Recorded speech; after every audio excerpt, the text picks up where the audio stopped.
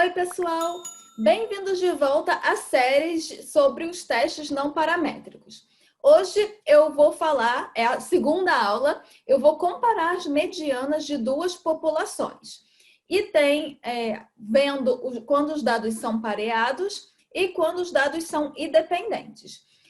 Na aula passada, eu cobri a primeira aula, testando se a mediana da população é diferente do valor da hipótese.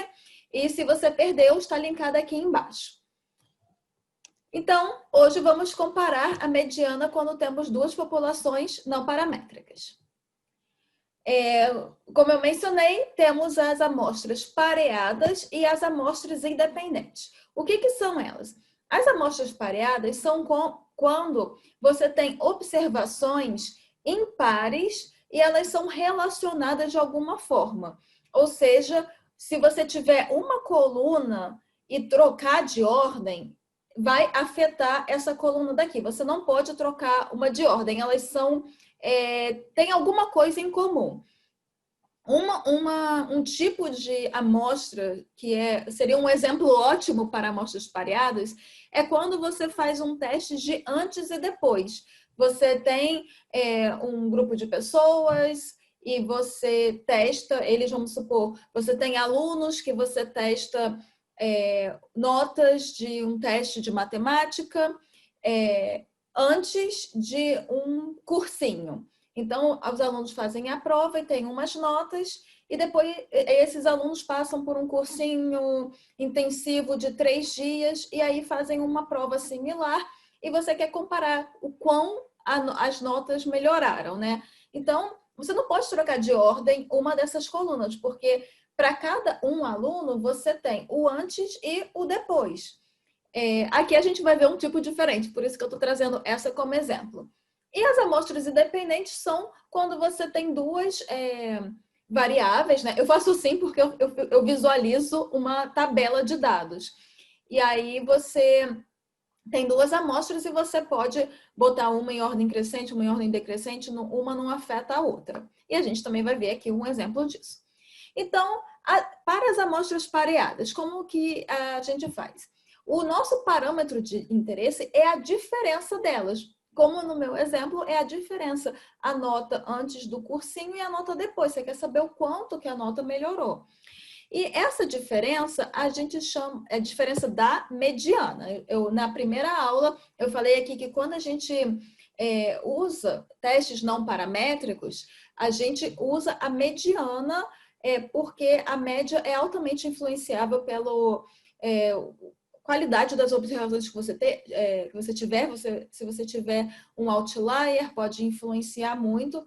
E como em dados não paramétricos nós temos tamanho da amostra pequeno, a gente usa a mediana, é uma medida central mais adequada para esse tipo de teste. Então, a gente usa esse MD, que significa a diferença entre as medianas. Então, o D é exatamente a diferença entre uma variável e a outra para essas duas variáveis aleatórias que sejam pareadas. E esse é o que a gente testa, né? A gente pode ter o teste bicaudal, o teste caudal com a cauda direita ou a cauda esquerda, que como que você sabe se ele é bi, à direita ou à esquerda? É só olhar o sinal da alternativa. Então, aqui é a esquerda, aqui é a direita e aqui é o bicaudal quando é diferente. E se você não entendeu essa parte, também está linkado aqui embaixo a minha super aula de teste de hipóteses, onde eu explico isso. Então, como que a gente faz o teste? Esse teste, quando os dados eles são pareados, é um tipo de teste Wilcoxon. Então, você vai computar a diferença, os mesmos passos, se você assistiu a aula 1, é bem similar o que a gente faz na tabelinha. Você vai ter a diferença de cada par, né? Então, ao invés de você fazer a diferença da sua observação menos o valor da hipótese, agora vai ser a diferença de cada par. E aí você aplica o teste. E a estatística do teste é ainda o T+, como a gente viu na aula 1. Então, aqui temos as duas formas de de fazer o teste, se você tiver um número de observações menor do que 10 ou maior do que 10, o seu objetivo é achar o valor crítico e um p-valor. E aí, como exemplo, eu trouxe, né, se você assistiu a aula 1, você está familiar com esse exemplo, que é dos fundos de metais e os fundos de renda. Eu quero saber se as medianas dos metais e do fundo de renda, eles são diferentes ao nível de 5%. Então, aqui o meu alfa é 5% e eu quero ver se eles são diferentes. Então, é o bicaudal aqui. Então, o que eu vou fazer? Eu vou criar essa... Então, esses aqui são os meus dados, né? Isso aqui foi coletado, ou se eu estou resolvendo um exercício, é dado para mim. E aí, eu crio essa nova coluna aqui, que é a diferença de uma menos a outra, né? Então, aqui é o x menos y, é esse número menos esse, e assim você computa para todos eles. A próxima coluna, você vai fazer o valor absoluto, ou seja, transformar tudo em positivo. Desses valores positivos, você vai fazer um ranking e, né, do menor, colocar em ordem crescente. O menor vai ter o 1, 2, 3, 4, até o 10, que aqui nós temos 10 observações. E aí você separa, você vai criar duas colunas. Esse aqui são todos os que originalmente a diferença era negativa, você vai separar, e aqui os positivos você vai separar. E esse aqui é o valor do meu teste. O teste, ele é representado pela letra T, e é o T+. Mas, como eu mostrei para vocês na aula 1, ao invés de fazer todos esses passos, essas tabelas, eu estou mostrando para vocês entenderem o que está por trás da... Vamos voltar aqui rapidamente. O que está por trás, né? Então, para você fazer teste não paramétrico, trabalho braçal ali na mão, ele não é difícil. Você só está criando colunas e fazendo... achando a diferença, achando o valor absoluto, colocando em ordem, separando. Então, essa parte, para você achar o valor da estatística do teste, ela é muito simples. As contas, né, que você tem que fazer é muito fácil, só que é muito passinho, muito passo a passo, muita coisa para fazer. E depois disso, você tem que achar... Ou, né, você pode optar por isso aqui, calcular a média, o desvio padrão, achar o Z-score, e aí você tem que achar o p-valor, a probabilidade, o p-valor, ou esse aqui você tem que usar essa tabela do teste Wilcoxon, que em 2020 ninguém usa isso, e achar o valor crítico, achar o p-valor e comparar. Então, assim, não é difícil, mas é muito, muito passinho. Então, o que eu mostrei na aula passada, que eu também estou mostrando aqui, foi usar um comando no RStudio. E aqui, né, da mesma forma que eu mostrei, o que está escrito em letras pretas é o que você vai manter e em azul é o que você vai substituir. Então, o que você vai fazer? Você vai colocar aqui quais é a sua primeira variável. Você está comparando a diferença de duas amostras. Então, aqui vai ter a sua primeira variável, a sua segunda variável, lembrando que é o nome da tabelinha com sinal de dólar e o nome da variável, da primeira. E aqui, da segunda. Então, aqui você vai manter esse paired igual a true. Então, aqui, pair significa pareado e true significa verdadeiro. Você está dizendo que os seus dados eles são pareados. Pareados, sim. Alternativo, que é o sinal da hipótese alternativa. No nosso caso, a gente vai usar esse two-sided, porque a gente quer ver se eles são diferentes. Então, a nossa hipótese alternativa tem o sinal ali de diferente. Então, vai ser para diferente, para achar essa diferença, é o two-sided. Two-point-sided. Então, esse aqui é o comandozinho que a gente vai colocar no R, e esse aqui é o resultado, esse é o nosso output. Então, os dados eu quero achar o retorno do fundo de metais e o retorno do fundo de renda, e aí esse V é o valor T+, que o R acha, e a gente pode ver aqui que é 43, então bateu. A gente não precisou fazer toda essa tabela e automaticamente ele dá o p-valor de 13%. E aí, como é que a gente interpreta isso? A gente vê o p-valor é 13%, ele é maior do que o alfa. O nosso alfa é 5% nesse exemplo. E então, a gente não rejeita a hipótese nula. Qual é a hipótese nula aqui? No nosso caso, cadê o...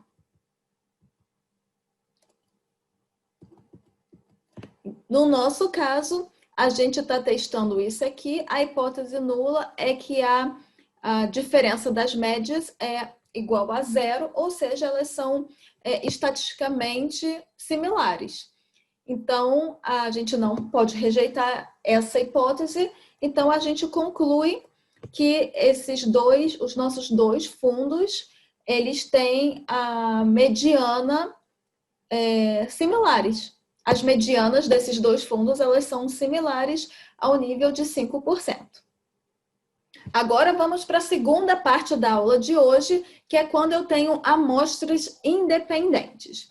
Então, a gente vai usar o teste Wilcoxon Rank Sum. É bem parecido com o outro, né? Mas agora o nome é Rank Sum. E ele também é conhecido como Mean Whitney Test. Tem vários nomes para o mesmo teste, mas esses dois eu acho que são os mais usados. Então, é o teste que eu vou usar para amostras independentes. E aí, o jeito que eu vou escrever as minhas hipóteses nula e alternativa é um pouquinho diferente do anterior, porque na anterior, como os dados eram pareados, eu queria ver a diferença entre o X e o Y para cada observação. Então, eu tinha aquele MD.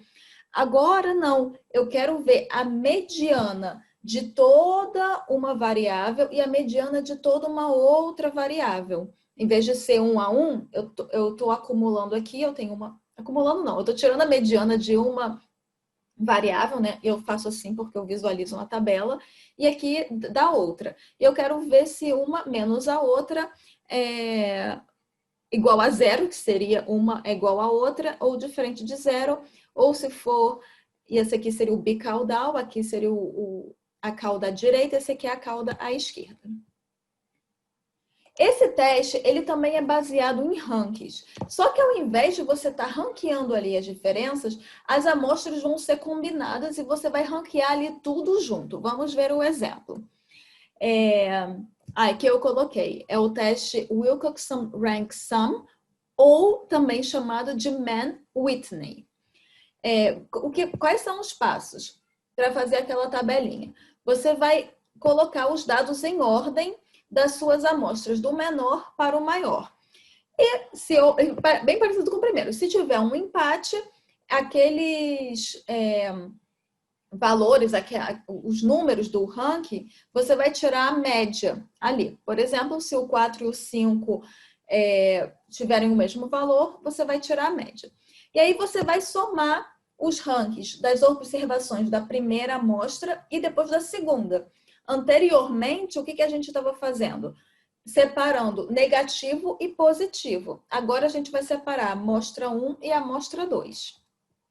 Então, esse aqui seria o exemplo para o procedimento. Um estudante está tentando decidir entre fazer faculdade de ciência da computação ou finanças e gostaria de saber como a sua escolha irá impactar a sua renda futura. Ele coleta dados de salários de 10 recém-graduados que se formaram em cada área. Para comparar a mediana dos salários, ele performa o teste Wilcoxon Rank Sum, que é também o Mann-Whitney.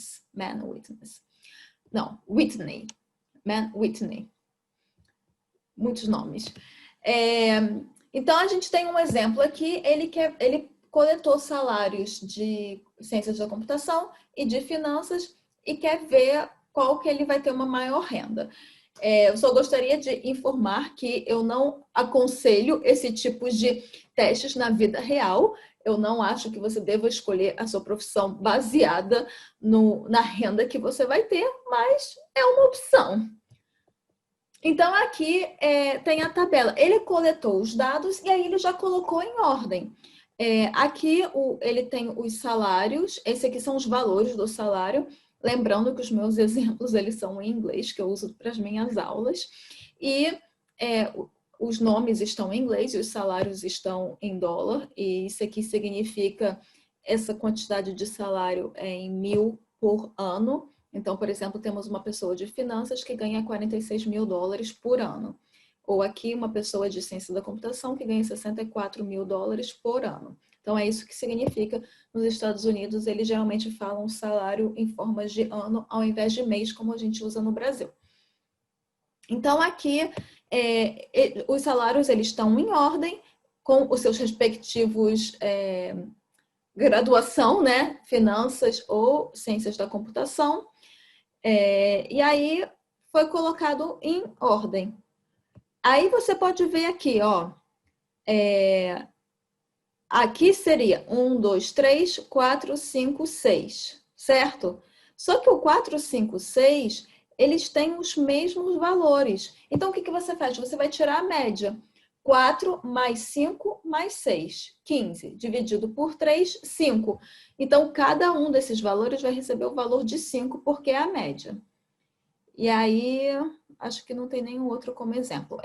Então, você agora vai separar os rankings da ciência da computação com os rankings de finanças e você vai somar esses valores. Você tem aqui o W1 chamado, né? Agora então não é mais T, agora você chama de W. Esse aqui é o meu W. E W2. Por essa tabelinha aqui, você já pode ter uma noção, né? Como os valores de ciência da computação, eles estão maiores do que os de finanças. Está praticamente concentrado aqui. Tem 2 de finanças aqui no meio, mas está quase dividido. Computação e finanças, né? Então, a gente já tem uma noção do resultado. Mas não podemos declarar nada sem fazer os nossos testes. Esse é o propósito de utilizar os dados e os testes, né? Para ter uma conclusão correta. Então, vamos lá usar o RStudio. A gente vai usar o seguinte comando, que é o mesmo do anteriormente, a primeira variável, a segunda variável, porém agora a gente usa paired igual a false. Significa, os dados são pareados? Não, é falso. Por isso até que eu estou chamando o teste de Wilcox Sum Rank, porque para o R ele chama de Wilcox Test, em vez do Mann-Whitney. Então tá, vamos lá para o nosso exemplo. Nós temos a base de dados profissão, o sinal de dólar finance, profissão sinal de dólar computer science, pareado é igual a falso e a alternativa é two-sided, porque a gente quer ver se eles são se há diferença salarial em recém-graduados de finança e recém-graduados de ciências da computação. E esse aqui é o output do RStudio. Né? Nós temos aqui as nossas 2 variáveis e o nosso p-valor foi 0,0009, bem pequeno. Então, ao nível de significância de 5%, o que a gente faz? O p-valor ele é menor que o alfa, então a gente vai rejeitar a hipótese nula e concluir que sim, há diferença, como a gente já suspeitava ali naquela tabela, né? Há diferença de salários entre recém-graduados que foram da área de finanças e recém-graduados da área de computação. Então, é isso. Eu espero que vocês tenham gostado dessa aula. E essa é a segunda aula da nossa série de 5 aulas de testes não paramétricos. Se você aprendeu alguma coisa, deixa o seu curtir, se inscreve no canal, ativa o sininho para receber notificações. Qualquer dúvida ou comentário é só deixar aqui embaixo e não se esqueça de distribuir para os seus amigos. Se você estiver estudando isso na faculdade ou se você for um professor, distribui para os seus alunos esses vídeos, se puder ajudá-los. E eu te vejo no próximo. Tchau!